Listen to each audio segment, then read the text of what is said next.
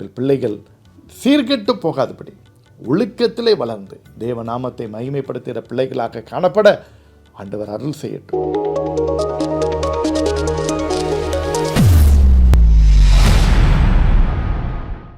என் அன்பு சகோதர சகோதரிகளே, இயேசுவின் நாமத்தினாலே உங்களை நான் வாழ்த்துகிறேன். மீண்டுமாக இந்த டெய்லி மிராக்கிள் நிகழ்ச்சிக்கு உங்களை அன்போடு கூட அழைக்கிறேன். இந்த மார்னிங் டிவோஷனை தவறாமல் பாருங்கள், அனைவருக்கு ஷேர் பண்ணுங்கள்.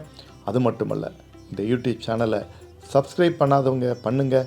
இதே போல் நல்ல நிகழ்ச்சிகளை நீங்கள் பார்த்து ஆண்டவரை துதிக்கிறதுக்கு அது பிரயோஜனமாக இருக்கும். இன்றைக்கும் ஆண்டவர் உங்களுக்கு கொடுக்கின்ற வாக்குத்தத்தம் நீதிமொழிகளின் புஸ்தகம் 13ஆம் அதிகாரம் 24ஆம் வசனத்தை வாசிக்கிறேன், கவனிங்கள். பிரம்பை கையாடாதவன் தன் மகனை பகைக்கிறான், அவன் மேல் அன்பாயிருக்கிறவனோ அவனை ஏற்கனவே தண்டிக்கிறான் என்று வேதம் சொல்லுகிறது. Proverbs chapter 13 verse 24. He who spare his rod hates his son, but he who loves him disciplines him promptly என்று சொல்லப்பட்டிருக்கு. பிரம்பை கையாடாதவன் தன் மகனை பகைக்கிறான், அவன் மேல் அன்பாயிருக்கிறவனோ அவனை ஏற்கனவே தண்டிக்கிறான்.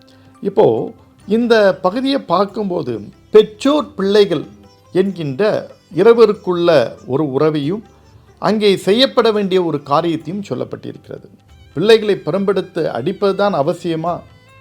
ஒருவேளை அவசியம் இருந்தால் அடிக்கலாம், இல்லாவிட்டால் அடிக்காமல் இருக்கலாம், எதுவும் நம்ம பண்ணலாம். ஆனால் ஒரு காரியம் இங்கே ரொம்ப முக்கியம், discipline, making your children to be discipline. உங்கள் பிள்ளைகளை நீங்கள் ஒழுக்கத்தில் கொண்டு வரணும் அப்படிங்கிறதுக்கு நீங்கள் பரம்ப கூட எடுத்து அவங்கள அடிக்கிறதுல தப்பில்லை.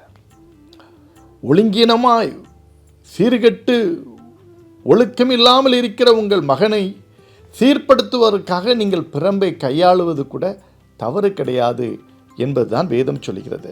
பிரம்பை கையாடாதவன் தன் மகனை பகைக்கிறான் என்றால் என்ன அர்த்தம்? ஒரு ஒழுங்கீனமாய் போய்கொண்டிருக்கிற தன்னுடைய மகனை சீர்படுத்துவதற்கு பிரம்பை கூட எடுக்காமல் தண்டிக்காமல் இருக்கிற ஒரு தகப்பனுக்கு கொடுக்கிற ஒரு ஆலோசனை தான். இப்படிப்பட்ட சூழ்நிலையிலே நீ உன் மகனை அடிப்பதிலே தவறில்லை, அவனுடைய ஒழுக்கத்திற்காக நீ அடிப்பதிலே தவறில்லை.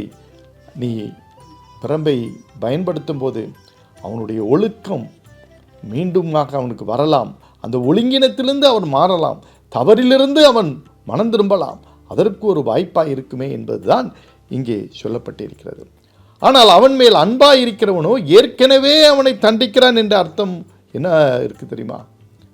யாரெல்லாம் தம்முடைய பிள்ளைகளை நேசிக்கிறாங்களோ, அவன் நல்லா இருக்கணும், அப்படி இருக்கணும், இப்படி இருக்கணும் நேசிக்கிறாங்களோ, அவங்க ஏற்கனவே அந்த பிள்ளைய அவங்க நெறி உள்ள வாழ்க்கையில் நடத்துவதற்கு பிரம்பை கையாண்டிருக்கலாம், கடினமான சொற்களை கையாண்டிருக்கலாம்.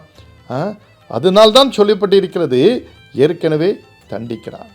சில பிள்ளைகள் சொன்னால் கேட்கும், சில பிள்ளைகள் பரம்ப சொன்னால் தான் கேட்கும், வாயில் சொன்னால் கேட்காது. இது ஒவ்வொன்றுக்கும் இல்லை. அப்போ அந்தந்த குடும்பத்தில் அந்தந்த பெற்றோர் பிள்ளைகளுக்கு எப்படி அணுக முடியுமோ அந்த அணுகுமுறைகளிலே அந்த பிள்ளைகளை சீர்படுத்தி நெறிப்படுத்தி ஒழுக்கத்தில் நம்ம நிச்சயம் அவர்களை வளர்க்கணும். ஆனால் நிறைய சமயத்தில் பிள்ளைகளை ரொம்ப ஃப்ரீயாக விடுறாங்க. அவன் வளர்ந்து சில சமயத்தில் சில வயதிலே சில பாவத்திற்கு அடிமையாகி பழக்கங்களுக்கு அடிமையாகி வந்த பிறகு இவங்க தலைக்கு மேலே வந்த பிறகு அந்த பையன்கிட்ட ஒழுக்கத்தை பற்றி சொல்லுவாங்க. 5இல் வளையாதது 50இலும் வளையாது என்ற ஒரு முதுமொழி. அப்போது இந்த முதுமொழி 5இல் வளையலைன்னா 50லையும் வளையாது. அப்போ நீங்கள் சின்ன வயசுலேயே உங்கள் பிள்ளைகளை சரிப்படுத்தலைன்னா அவங்க பின்னால் சரிப்படுத்தலான்னு நினச்சா நிச்சயமாகவே முடியாது. அதுதான் வேதம் நமக்கு ஆலோசனை சொல்லுது. சிறு வயதிலே உன் பிள்ளைகளை ஒழுக்கத்தில் நடத்து. அது வாய் சொற்களெல்லாம் நடத்தலாம். அதில் உன் பிள்ளைகள் கேட்கலன்னா பிரம்ப கூட எடுக்கிறதுக்கு தயங்காத. அதை வைத்து உன் பிள்ளைகளை ஒழுக்கத்திலே நட. அப்பொழுது அவனுக்கு முதிர் வயதிலும் அது ஆசீர்வாதமாக இருக்கும். தன் பிள்ளையை நேசிக்கிறவன் அவன் தண்டிப்பதற்கு ஒரு நாளும் தயங்க மாட்டான் என்பதுதான் வேதம் நமக்கு சொல்கிறது. பெற்றோரே, உங்கள் பிள்ளைகளை எப்படிப்பட்ட ஒழுக்கத்திலே நீங்கள் வளர்க்கிறீர்கள்? இதுவரையும் உங்கள் பிள்ளைகள் மேலே அக்கறை செலுத்தாமல் இருந்தால் பின்னால் பார்த்துக்கலாம் அப்படின்னு நீங்கள் நினைக்காதுங்க. பின்னால் நிச்சயமாக பார்க்க முடியாது. எத்தனையோ பெற்றோர்கள் கண்ணீர் வடிக்கிறதை நான் பார்த்துருக்கிறேன், புலம்புவதை பார்த்துருக்கிறேன். ஐயோ, சிறு வயதிலே நான் விட்டுவிட்டேன், ஆனால் இப்பொழுது வேதனைப்படுகிறேன் என்று அவர்கள் புலம்புவார்கள்.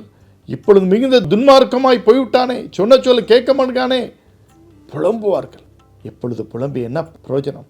ஆரம்பத்திலே அவர்கள் கவனக்குறைவாக விட்டதுதான் பின்னான நாட்களிலே அவருடைய வருத்தத்தை தெரிவிக்கிறது. பிரியமானவர்களே, உங்கள் பிள்ளைகளை நல்ல ஒழுக்கங்களிலே வளருங்கள். அதற்கு பிரம்பை எடுப்பது கூட தவறில்லை. அதற்கு வேத புத்தகம் நமக்கு ஒரு நல்ல ஆலோசனை கொடுக்கிறது. உங்கள் பிள்ளைகள் சீர்கெட்டு போகாதபடி ஒழுக்கத்திலே வளர்ந்து தேவநாமத்தை மகிமைப்படுத்துகிற பிள்ளைகளாக காணப்பட ஆண்டவர் அருள் செய்யட்டும். உங்களுக்காக நான் ஜெபிக்கட்டுமா? அன்பு நிறைந்த இயேசப்பா, இப்பொழுதும் இந்த சத்தியத்தை கேட்ட உங்களுடைய பிள்ளைகள் ஒவ்வொருவருக்காக ஜெபிக்கிறேன். யாரெல்லாம் தங்களுடைய பிள்ளைகளை நெறிவுள்ள வாழ்க்கையிலே வளர்க்க வேண்டும் என்று விரும்புகிறார்களோ அவர்களுக்கு நீர் உதவி செய்யும்.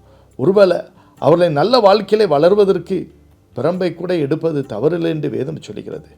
ஆண்டவரை, தன்னுடைய மகன் மீது மகள் மீது அன்பாயிருக்கிறவன் பிரம்பை நிச்சயமாக அவன் கையாளுவான் என்று சொல்லப்பட்டிருக்கிறது.